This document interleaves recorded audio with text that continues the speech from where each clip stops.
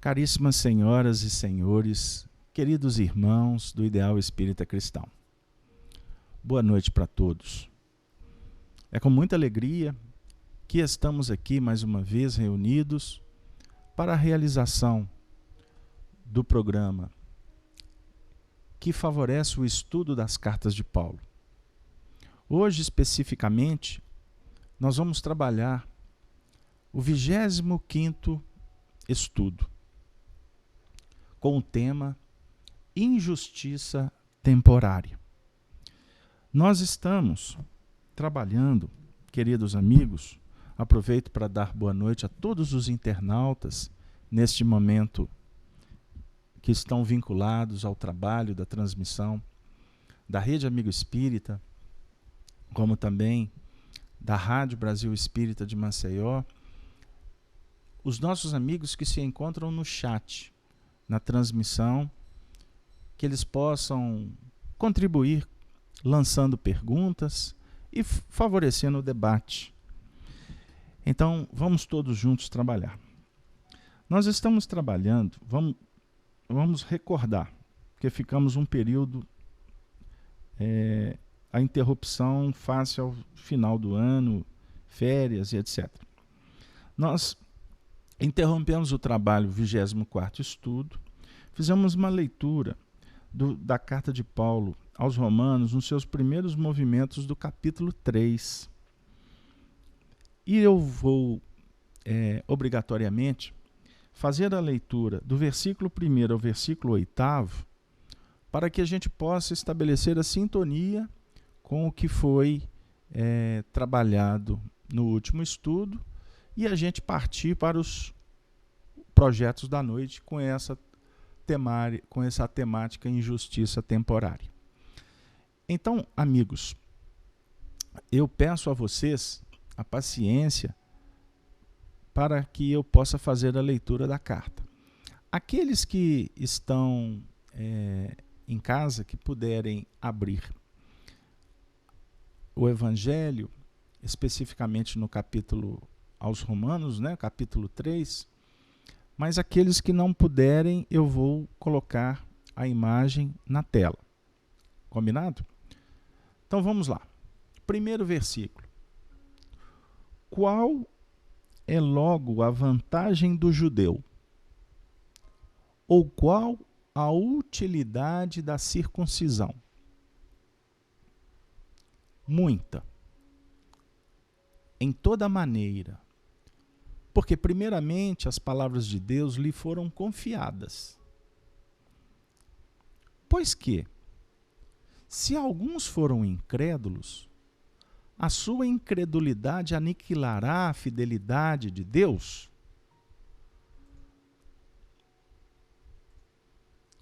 De maneira nenhuma.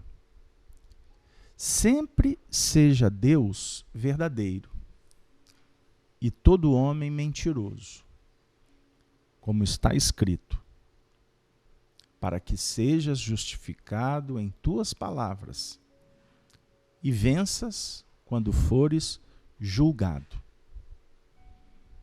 E se a nossa injustiça for causa da justiça de Deus, que diremos? Porventura será Deus injusto, trazendo ira sobre nós? Aí há um parêntese. Paulo diz assim: falo como homem. Versículo 6. De maneira nenhuma. De outro modo, como julgará Deus o mundo? Mas, se pela minha mentira abundou mais a verdade de Deus para a glória sua, por que sou eu ainda julgado também como pecador? E por que não dizemos, como somos blasfemados e como alguns dizem que dizemos, façamos males para que venham bens? A condenação destes é justa? Repetindo. E por que não dizemos, façamos males para que venham bens, a condenação desses é justa? Ficamos por aqui. Vamos, eu peço a vocês um pouquinho de paciência, porque nós precisamos de contextualizar o nosso trabalho. Então vamos lá. O primeiro versículo nós exploramos no último encontro. Qual é logo a vantagem do judeu?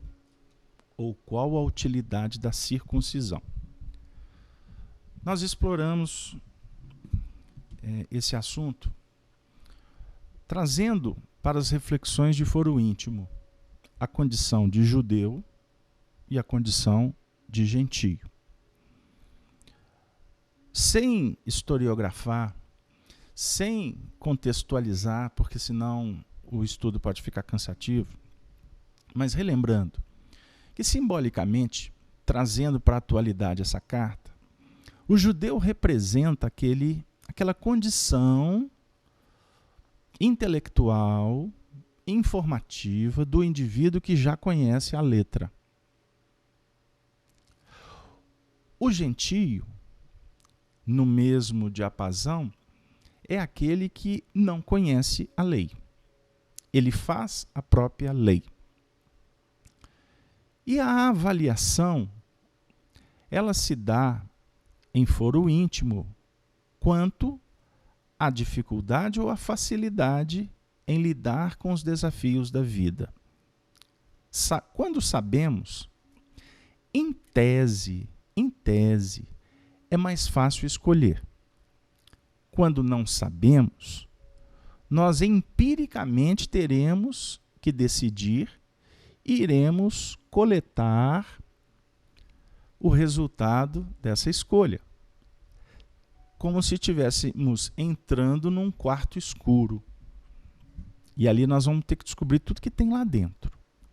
Aquele que já sabe, antes de apagar a luz, ele observou, ele tem noção de tudo que tem dentro do quarto.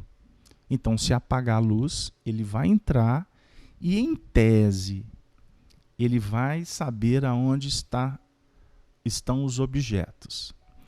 Qual o espaço que ele poderá se movimentar. Então, para ele, em tese, é mais fácil. O que não sabe o desafio, obviamente, trará muito constrangimento, muita insegurança, muito medo. Agora, o ter a informação no que remonta às questões espirituais é desafiador. Por quê? O grande lance da vitória espiritual, o que vai configurar a condição de sermos filhos de Deus, no seu sentido de essencialidade, é a nossa capacidade de operacionalizar com aquela informação que temos. Por isso que nós vamos encontrar uma fala muito pertinente de Tiago na sua epístola, quando define que a religião pura e imaculada é a religião de visitar enfermos, cuidar dos idosos, dos doentes, das viúvas. Esta é a religião.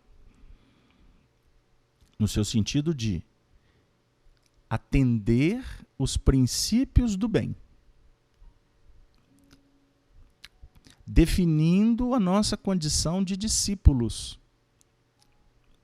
Porque o discípulo é reconhecido por muito amar.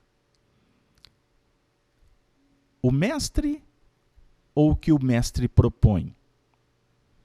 Poderíamos abrir as opções. O que essencialmente, o que efetivamente tem a ver conosco, com esse estudo que estamos realizando, é compreender a lição, tomar gosto por ela e procurar aplicá-la no contexto da vida.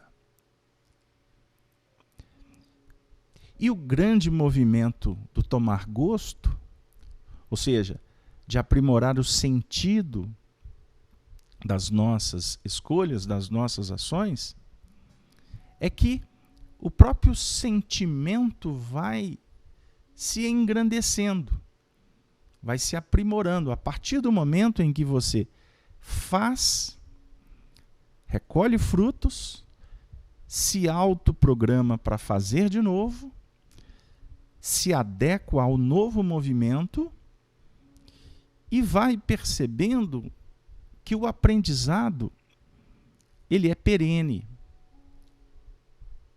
E quanto mais se aprende, mais nós nos rejuvenescemos no aprendizado. Mais se preenche espaço e o desejo de querer mais. O judeu, portanto, no que remonta à circuncisão espiritual, ou seja, a marca, a consolidação, o que define a condição de filho é exatamente estar procurando trabalhar diante da lei que vai sendo ampliada na nossa intimidade, porque a lei divina está esculpida na nossa consciência. Então, um assunto, só para a gente fazer um movimento de conexão com o estudo anterior, seria nesse sentido. Agora, quando no versículo 2 ele diz assim, vamos voltar aqui para a imagem para vocês. Muita, em toda maneira, porque primeiramente as palavras de Deus lhe foram confiadas. Confiadas para o judeu. Deus confiou de fora para dentro? Ou o movimento é de dentro para fora? No seu sentido de, na nossa intimidade, nós estamos procurando compreender as palavras divinas ou as leis divinas. E quando, nesse movimento de busca do entendimento, não filosófico, mas filosófico-científico, cada vez mais a confiança adquirida pelo ser vai efetivamente afiançando a abertura de novas etapas na construção íntima. Eu não gostaria de ficar filosofando muito não, mas eu estou sendo obrigado apenas a fazer algumas notas introdutórias. No versículo 3 ele diz assim, pois que, se alguns foram incrédulos, a sua incredulidade aniquilará a fidelidade de Deus? Ou seja, fidelidade de Deus. Deus é fiel. Deus é fiel. Deus é justo, soberanamente justo, misericordioso. A fidelidade divina, ela sustenta a própria dinâmica do universo. É necessário saber o vínculo nosso com estes princípios que são apresentados por Deus.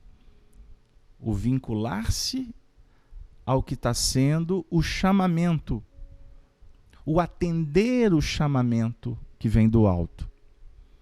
A questão da incredulidade que o Paulo trabalha aqui, ela é muito interessante. Ela é muito interessante para nós. Por quê? A gente percebe como que nós flutuamos entre a credulidade e a incredulidade. Vamos trazer para nós, para a gente não ficar discutindo lá fora. Aquele que crê e aquele que não crê. Vamos despessoalizar.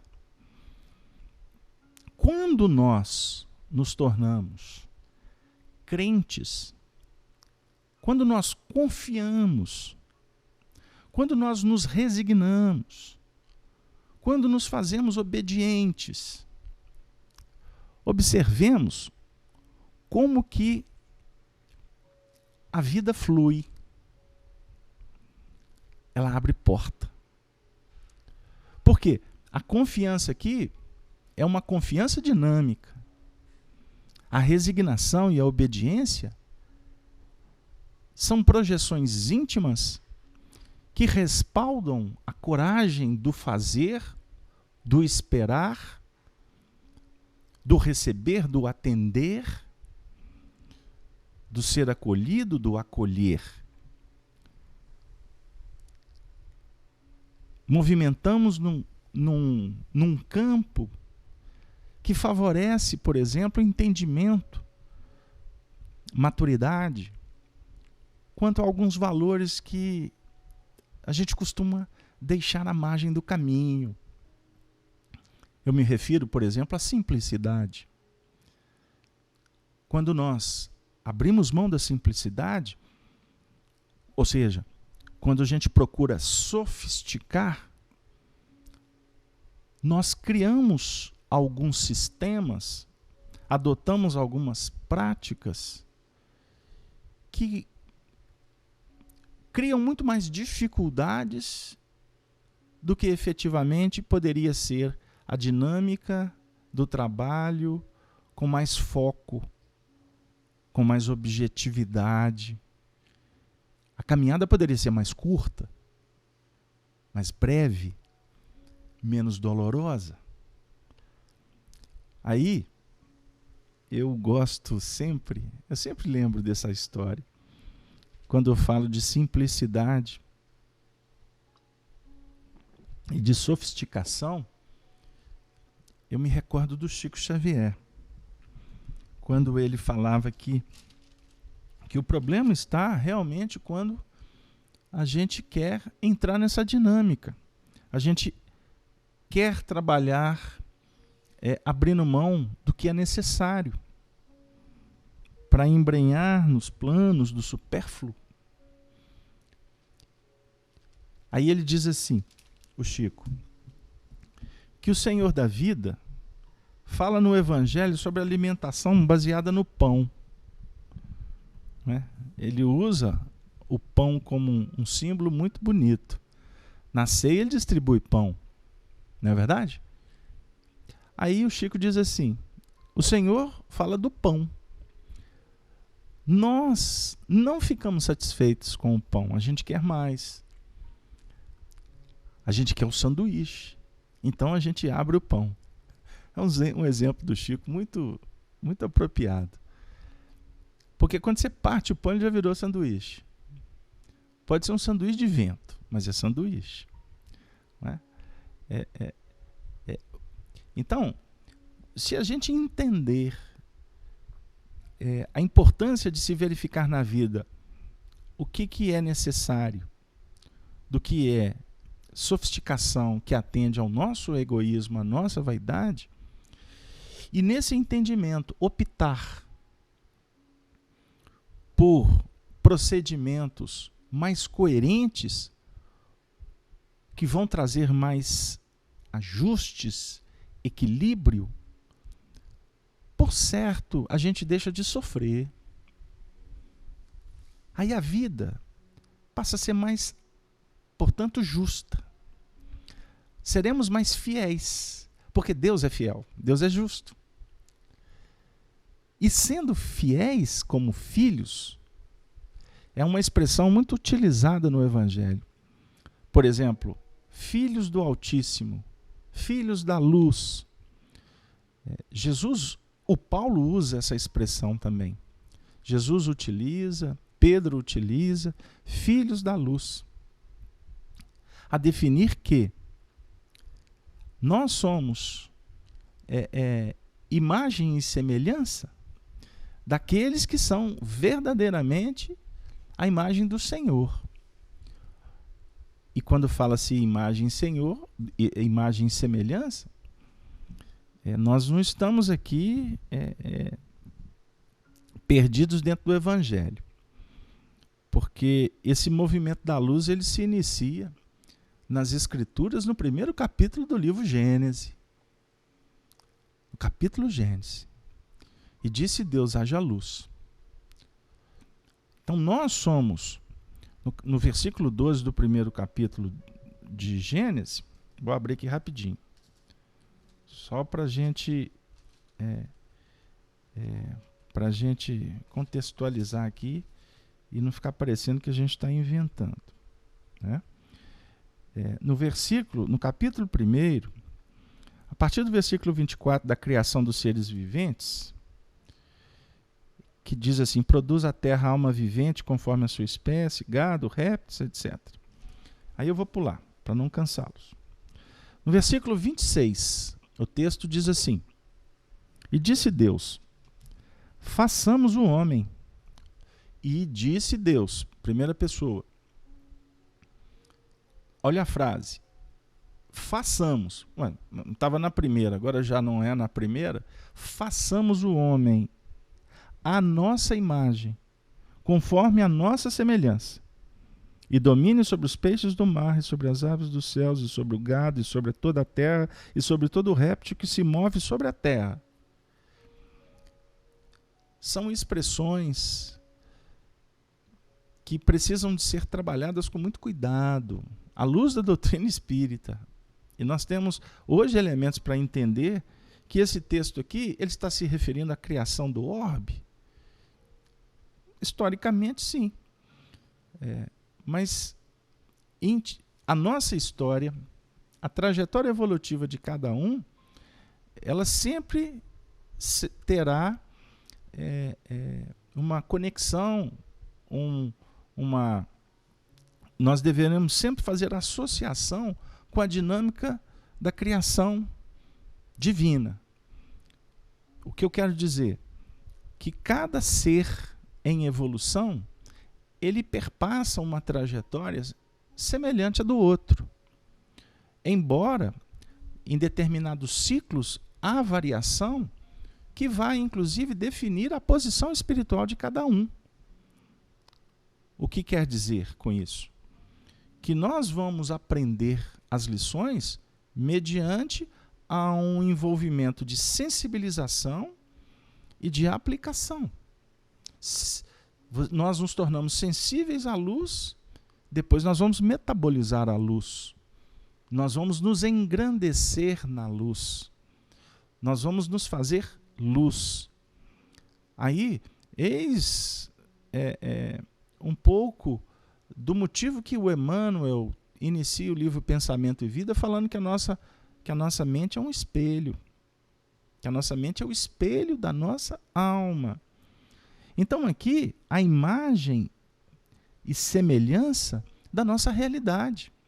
A imagem, ou seja, a capacidade de entender a luz que vem de fora, que vai estabelecer uma decodificação, projeções de imagem, e essas imagens elas vão efetivamente se tornarem aquele ponto que vai gerar a semelhança. Ou seja, a gente recebe, recolhe e vai ter que colocar para fora. E nós vamos operacionalizar, no seu sentido lá de fora, com a nossa capacidade de entender a luz. Então, ser fiel a Deus, Deus é fiel. Ele oferece a luz. Nós somos frutos da luz. O nosso desafio é nos tornarmos fiéis a essa luz. E todo o movimento espiritual que caracteriza um atendimento às nossas necessidades, que efetivamente proporcionam movimentos de progresso, de conquistas interiores, estaremos numa conexão muito importante com Deus.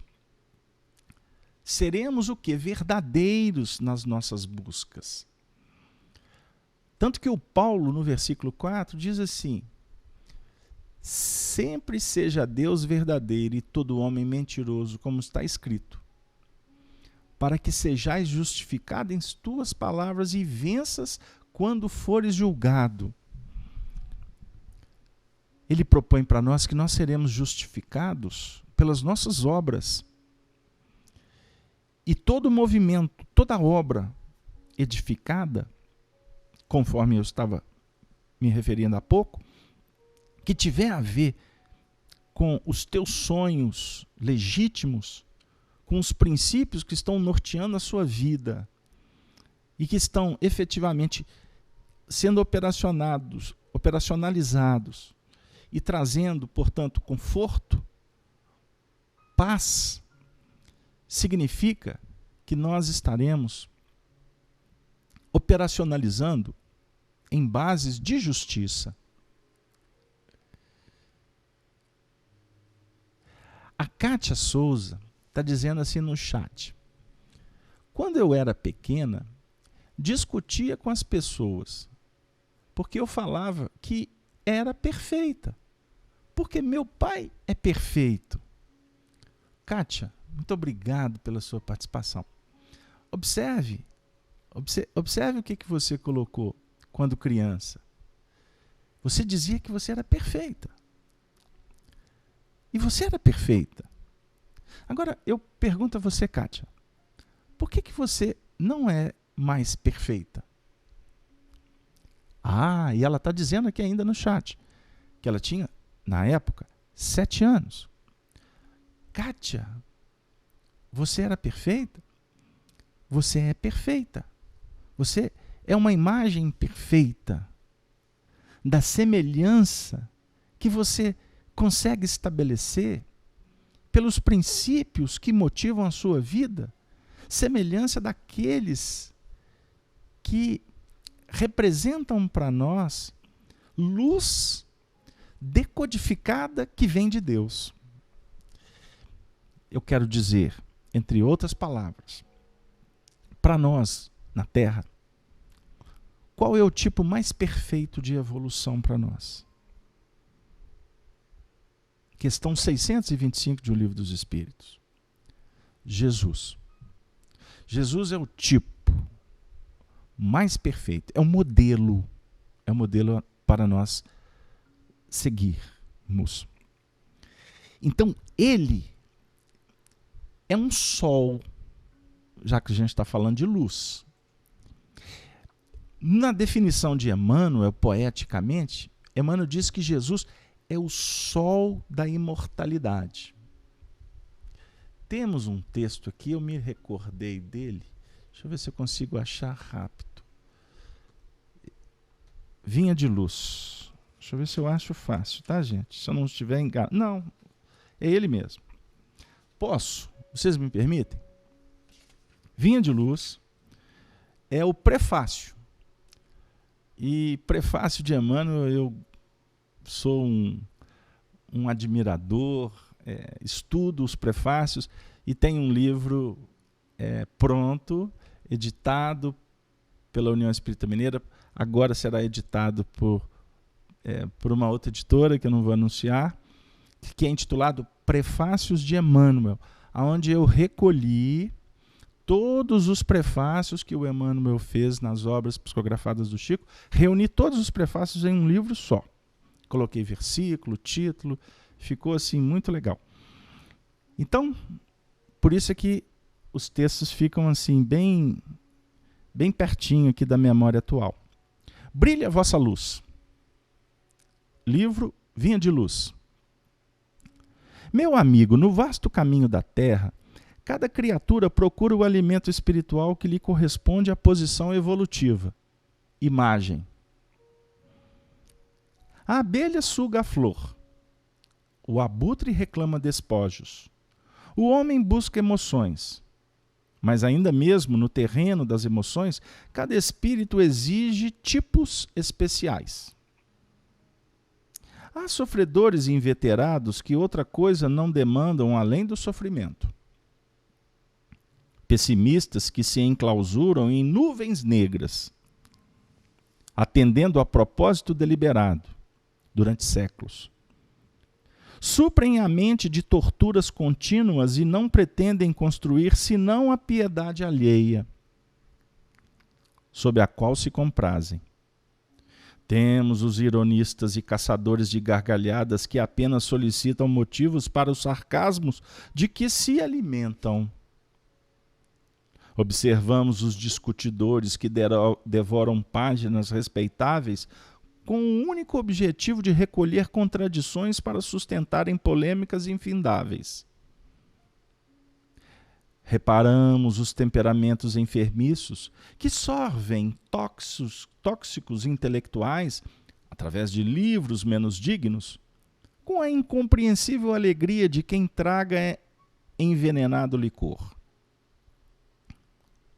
Nos variados climas do mundo, há quem se nutra de tristeza, de insulamento, de prazer barato, de revolta, de conflitos, de cálculos, de aflições, de mentiras.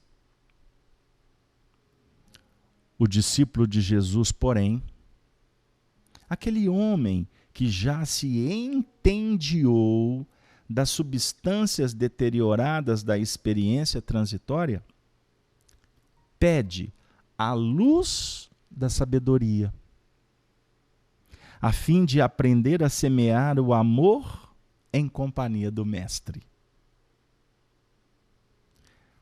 Para os companheiros que esperam a vida renovada em Cristo, famintos de claridade eterna, foram escritas as páginas desse livro despretensioso. Aí ele vai falar um pouco do livro e ele diz assim: se a candeia ilumina, queimando o próprio óleo, se a lâmpada resplende, consumindo a energia que a usina lhe fornece, ofereçamos a instrumentalidade de nossa vida aos imperativos da perfeição,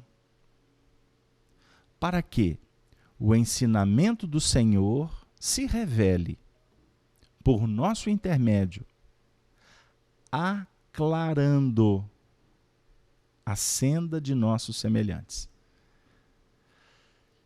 Chegamos na culminância. O Evangelho é o sol da imortalidade que o Espiritismo reflete com sabedoria para a atualidade do mundo. Brilhe a vossa luz, proclamou o Mestre. Procuremos brilhar, repetimos nós. Procuremos brilhar, repetimos nós. Então o Evangelho é o sol da imortalidade. Que expressão extraordinária. O Evangelho é o sol. Jesus é o sol? O sol é um instrumento. O Evangelho, portanto, é o sol da imortalidade. Então, a nossa vivência, a nossa prática, é a instrumentação para que a nossa luz se faça. Não sei se deu lá agora. O assunto, ele é empolgante. Então, eu preciso de caminhar aqui para dizer o seguinte: e se a nossa injustiça for causa da justiça de Deus? Que diremos? Porventura será Deus injusto, trazendo ira sobre nós? Chegamos realmente no objetivo do nosso trabalho. O Evangelho, desde o Antigo ao Novo Testamento, a gente tem aprendido com os estudiosos que têm autoridade, principalmente moral, não só intelectual,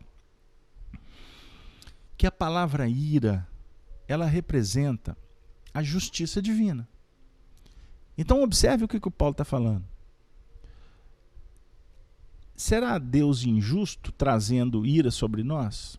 Ele está falando o seguinte, que Deus é justiça.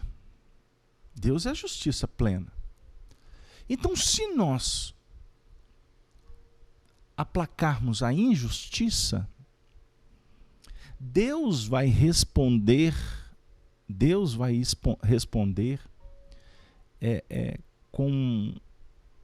com a sua ira sobre nós, no seu sentido pessoal. A doutrina espírita vai nos mostrando que não funciona assim. Porque Deus é impessoal, Ele é espírito. As leis divinas são soberanas, são imutáveis.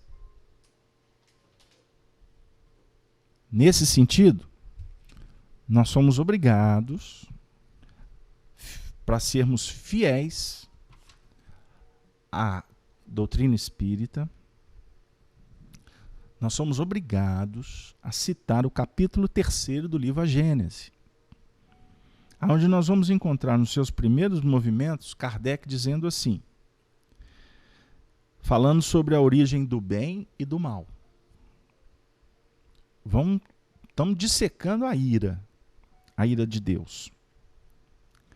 Sendo Deus o princípio de todas as coisas, e sendo toda sabedoria, toda bondade, toda justiça, tudo o que dele procede há de participar dos seus atributos. Porquanto, o que é infinitamente sábio, justo e bom, nada pode produzir que seja ininteligente, mal e injusto. O mal que observamos não pode ter nele a sua origem. Então, de Deus não parte o mal. De Deus não parte injustiça. De Deus não parte nada que não seja inteligente. Se o mal estivesse nas atribuições de um ser especial, quer se lhe chame Arimane, Satanás, ele seria igual a Deus. E por conseguinte, tão poderoso quanto ele, quanto este, e de toda a eternidade como ele, ou lhe seria inferior. Aí Kardec está dissecando a questão de duas potências rivais, incessantemente em luta, procurando cada uma desfazer o que fizesse a outra, contrariando-se mutuamente, hipótese esta inconciliável com a unidade de vistas que se revela na estrutura do universo. Então não existe uma batalha, na realidade, entre o bem e o mal. Porque, na realidade, o bem dimana de Deus. O mal não dimana dele. E ele é o Todo-Poderoso. Então ele é invencível.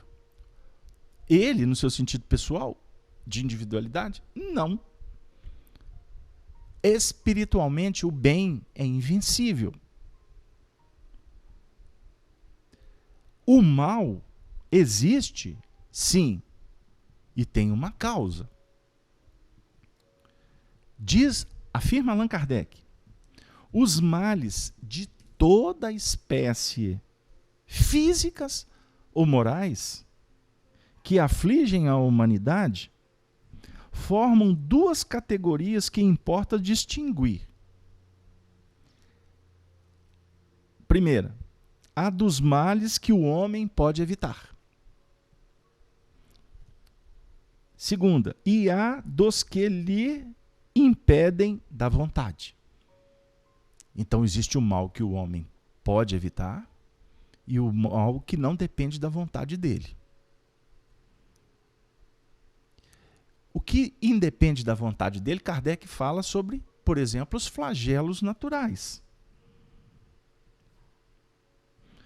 Nós vamos resumir aqui, porque senão eu vou ficar lendo o texto para vocês, que é muito envolvente, diga-se de passagem. Mas nós poderíamos falar dos flagelos da natureza, como desígnios do Criador. Mas poderíamos aqui também falar sobre a morte, a desencarnação. O que não depende da vontade humana. E existe aqueles, portanto, que dependem sim da vontade do homem. Aí nós poderíamos falar também, como fonte de referência apenas, sobre o capítulo 5º do Evangelho segundo o Espiritismo, intitulado Bem-aventurados os aflitos. No tópico 3, que trata da justiça das aflições. Como ele está falando sobre aflição, Kardec inicia dizendo que somente na vida futura pode efetivar-se as compensações que Jesus promete aos aflitos da terra. Porque a justiça das aflições tem a ver, como eu afirmei anteriormente, com o que depende do homem e com o que não depende do homem. O que depende do homem? A justiça das aflições favorece a nossa reflexão quanto ao nosso livre-arbítrio. Se depende do homem evitar as aflições, compete ao homem, portanto, escolher para que seja evitado. Nós podemos evitar uma série de procedimentos a partir do nosso desenvolvimento do agora.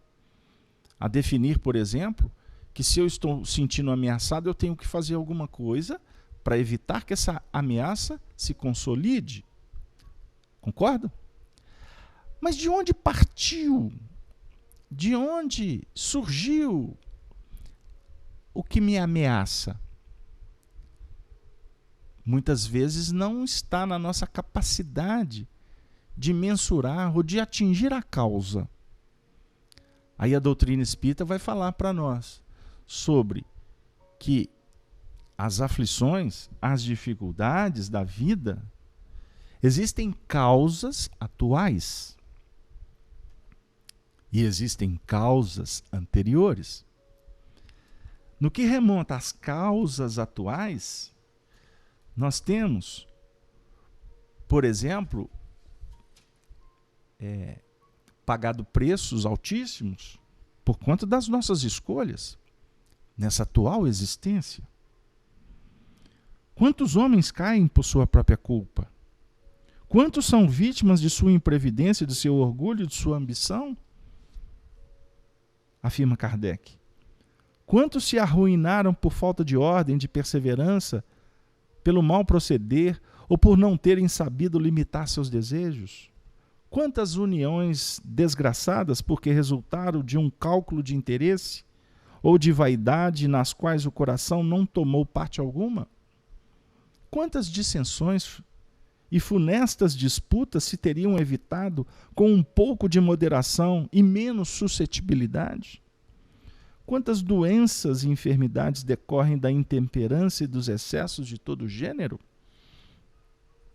Quantos pais são infelizes com seus filhos porque não lhes combateram desde o princípio as más tendências?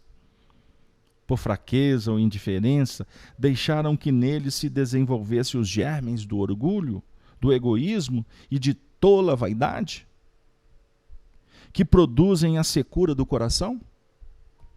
Depois, mais tarde, quando colhem o que semeiam, admiram-se e se afligem da falta de deferência com que são tratados e da ingratidão deles. São causas atuais. Kardec diz assim: interroguem friamente suas consciências, todos os que são feridos no coração pelas vicissitudes e decepções da vida.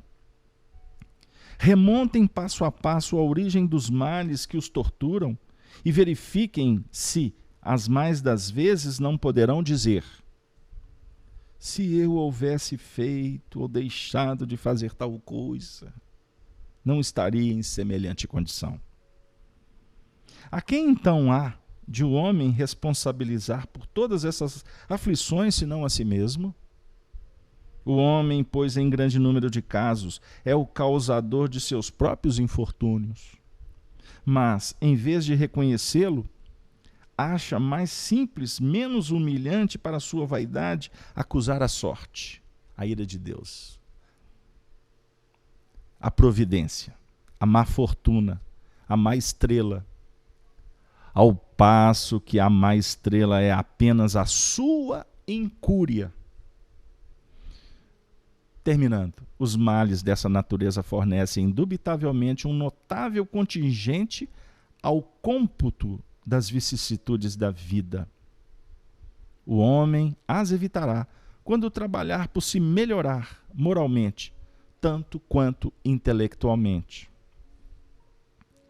Mais à frente, eu convido vocês a estudarem em casa o item 6, porque no item 6 vai falar de causas anteriores das aflições. Ou seja, as aflições que nos visitam, que têm a ver com o nosso passado espiritual, que na realidade,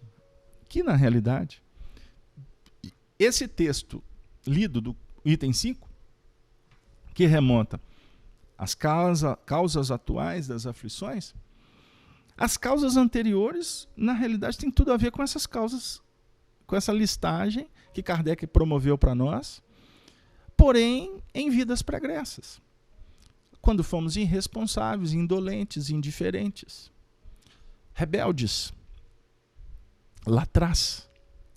E o preço nos visita agora. Então, as calamidades, as dificuldades, tudo que vem de fora, o Paulo está refletindo. Deus está sendo injusto porque nós somos ou estamos sendo injustos? Ele faz uma indagação e o texto define assim, entre parênteses. Olha aqui, gente. Ele está escrevendo aos Romanos. Eu estou falando aqui como homem. Como homem. Aí ele mesmo chega na conclusão com uma outra pergunta.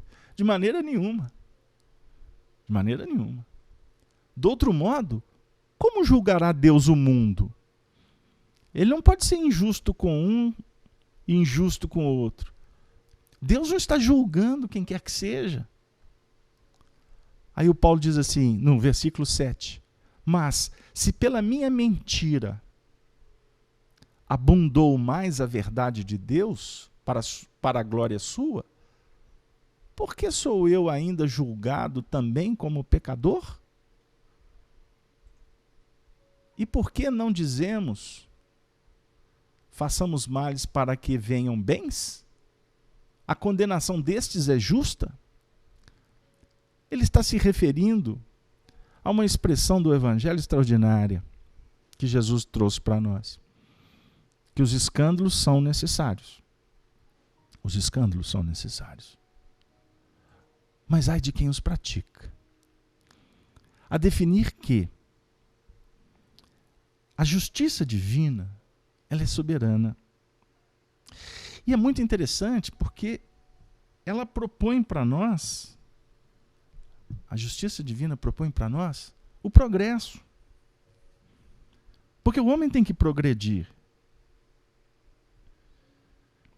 Os males a que se acha exposto são um estimulante para o exercício da sua inteligência.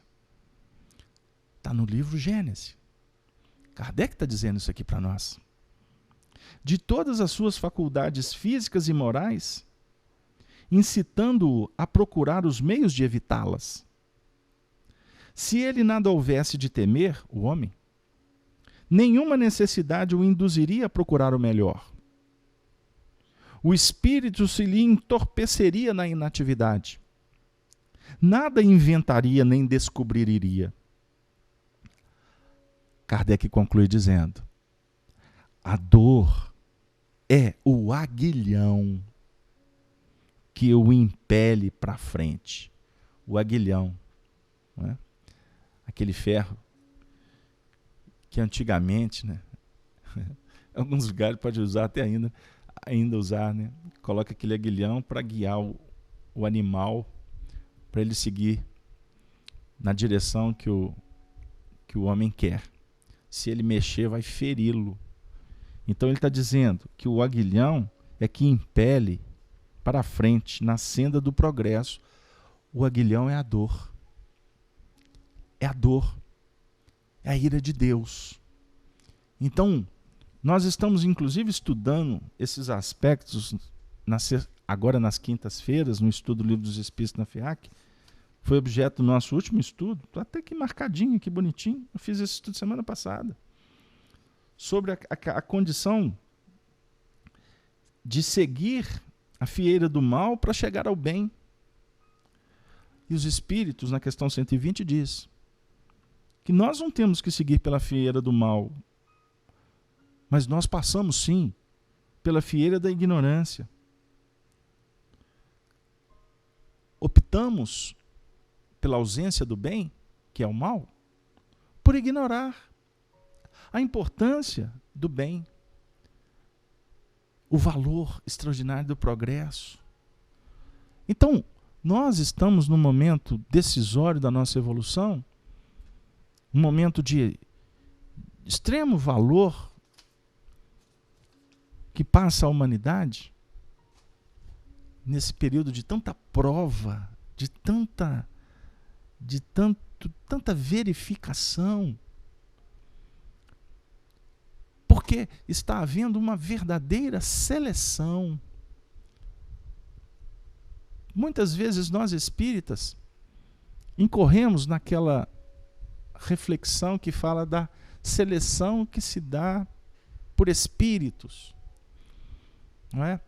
Ou seja, o planeta está evoluindo, como outrora vieram espíritos mais evoluídos para auxiliar os mais simples. Agora nós estamos no momento em que espíritos mais evoluídos estão se preparando, estão reencarnando para formar uma nova geração.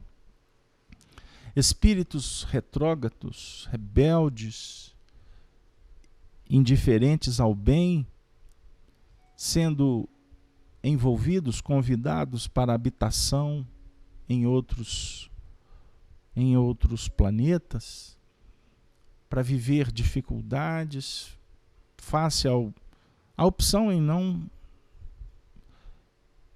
não abraçar o progresso no seu sentido amplo.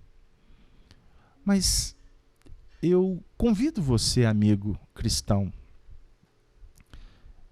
a valorizar, aprofundar os estudos. Allan Kardec nos oferece tantos elementos na própria codificação espírita. Espíritos sérios, médiuns briosos, apóstolos ofereceram tantas obras. A gente tem que aprender a selecionar,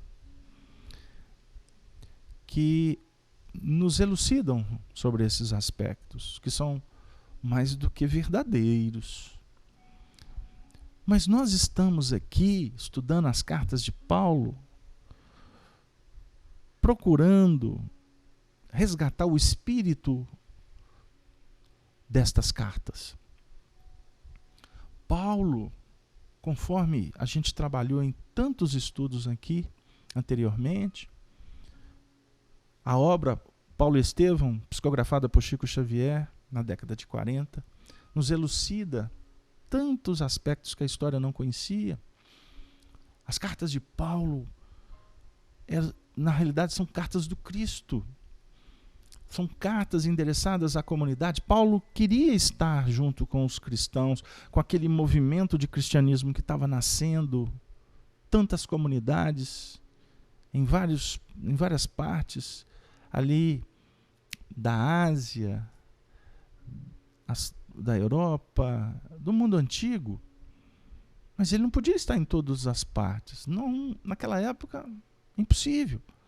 Então ele escreve as cartas para orientar os cristãos, para preparar a chegada do Cristo no seu sentido espiritual, porque o Cristo já esteve ali, deixou um legado. Era necessário propagar os exemplos, a história incomparável do nosso Rabi, preparar os judeus, os gentios, enfim. O espírito dessas cartas perenizaram nos séculos. E nós estamos aqui, no século XXI, hoje, cumprindo uma profecia de Jesus, quando ele falou que chegaria o tempo em que o evangelho seria pregado nos telhados. E nós estamos aqui, cheio de antenas, né? Parabólicas antigamente, as ondas radiofônicas. Hoje nós estamos com um recurso chamado internet. Nós estamos num plano virtual importantíssimo. Estamos sendo preparados, convidados para viver na fase do espírito, na era da mente. Por isso é que o tempo da mentira está passando. Os escândalos um dia vão perder o sentido. Hoje eles se aproximam como se fosse a própria ira divina, mas não é. É um momento de muitas dificuldades, porque é o resultado de escolhas que a humanidade foi empreendendo num processo do aprendizado.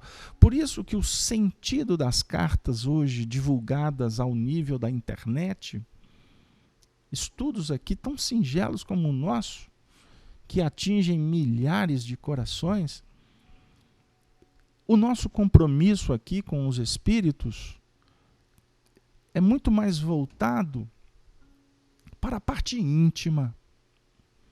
Embora nós tenhamos dito que são valorosos os esforços para se elucidar, e esse escopo vem do alto, para falar da realidade espiritual, do intercâmbio entre os planetas, os mundos. Mas antes de empreender o ufanismo, as empolgações, as novidades, nós somos chamados aqui para o aspecto mais importante do Evangelho, que é o consolo aos corações. É o reconforto. O que me chega agora como inspiração, que não foi à toa que nós citamos o capítulo 5 do Evangelho Bem-aventurados os Aflitos. Porque o Senhor, Jesus, o Mestre, ele esteve no seu sentido físico, mas ele está conosco desde a criação do planeta. E ele nos recebe como ovelhas, como ele na condição de um pastor que cuida. Porque quem ama, cuida. Quem ama, dá a vida. Quem ama, abre mão do que lhe interessa. Porque o que vale é o interesse coletivo, do semelhante. Este é o cristão de verdade. Este cristão, ele precisa de ser motivado. Por isso, meus amigos, nós estamos aqui com todo carinho, com todo respeito, com toda a fraternidade que deveria inspirar os trabalhos dos cristãos em todos os setores, dos religiosos, cada um com seu compromisso, com sua doutrina, para nos sentirmos consolados, confortados, porque a justiça divina é soberana. E todas as injustiças que nós encontramos no caminho, elas têm um prazo de validade. A vida é regida por ciclos. O momento de semear, o tempo de recolher. E no fundo, com essas reflexões nós vamos entendendo que não existem injustiças. Na realidade, existe escolha, existe ações, existe respostas que efetivamente propõem, quando equivocadas, deliberadamente envolvidas, nos retirando daquela posição de filhos, haverá reparação. E Allan Kardec recebeu de Jesus, o Espírito de verdade, a missão, inclusive, de nos oferecer o Código Penal da Vida Futura, que está incerto no livro o céu e o inferno, que é outra obra magnânima que nós espíritas precisamos de cuidar, de estudar, para que a gente possa, de alguma sorte, diminuir o impacto da dita ira, aquilo que nos incomoda, que nos constrange, aquilo que nos deixa desconfortado. O conhecimento liberta, porque o conhecimento protege, o conhecimento esclarece, o conhecimento nos guinda a vibrar em faixas superiores, a estar comungando com aqueles que já são realidades no patamar superior. Nós aqui, amigos, virtualmente, estamos nos candidatando para tal. Mas, por enquanto, nós estamos ainda no plano da internet. Nós estamos sendo convidados a vencer essa questão virtual na prática do que ela facilita. Então, eu escutei, vou fazer uma brincadeira, escutei uma frase essa semana que me chamou muita atenção. O companheiro disse assim, ele estava falando de uma forma pejorativa sobre as redes sociais. Então ele falou sobre as redes insociais. Porque o homem não sabe usar as redes sociais. Porque na realidade não são sociais. Elas apenas trocam informações. Porque a lei de sociedade propõe para nós intercâmbio. E o intercâmbio, ele poderia ser qualificado se ele fosse olho no olho, tete a tete, abraço, afago, o sim, o não, mas sempre estando nós diante do semelhante. Porque virtualmente a gente aperta o botão e a gente desconecta, a gente desliga o computador quando já não nos atende. E a relação ela não pode ser pautada apenas no nosso interesse individual. Nós precisamos de aprender com Jesus a observar o semelhante e fazer para ele, por ele, tudo aquilo que para nós, por nós, gostaríamos que chegasse ao nosso coração. Querido amigo, bondosas irmãs, eu agradeço ao Rodrigo, que disse assim, ele está falando que das estrelas somos reflexos das nossas escolhas. Muito obrigado, Rodrigo. A Marinalva também está concordando aqui, a Jussara está dizendo, uma coisa só é boa quando é bom para todos, por isso devemos pedir a Deus por todos. Muito bem, Marinalva. A Jussara, né?